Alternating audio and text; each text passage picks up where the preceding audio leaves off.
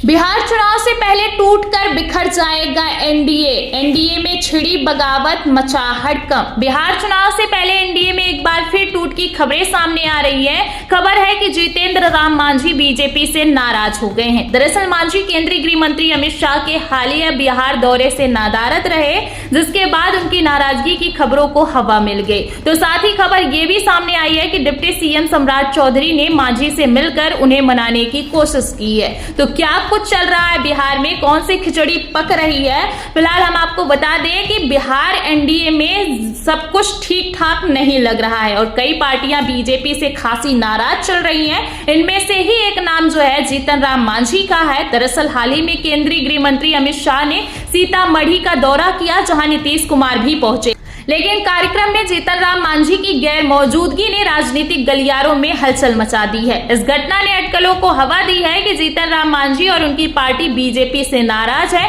मामले की गंभीरता को देखते हुए बिहार के डिप्टी सीएम सम्राट चौधरी ने खुद मांझी को मनाने के लिए उनके पटना वाले आवास पर जाकर उनसे मुलाकात की।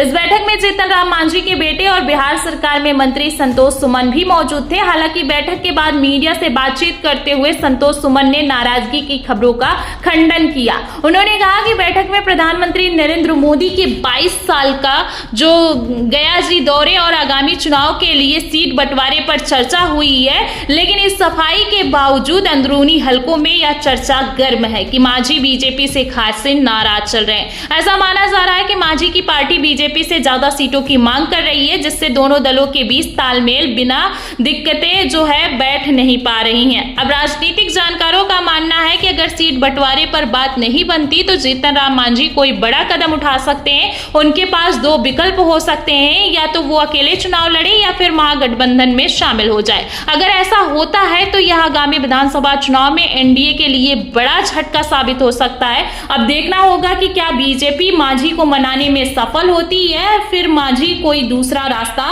इख्तियार करते हैं। आप सभी को क्या लगता है, क्या चुनाव से पहले, बिहार चुनाव से पहले भारतीय जनता पार्टी का बड़ा दल अलग हो जाएगा? क्या कुछ लगता है, कमेंट में अपनी राय जरूर दें।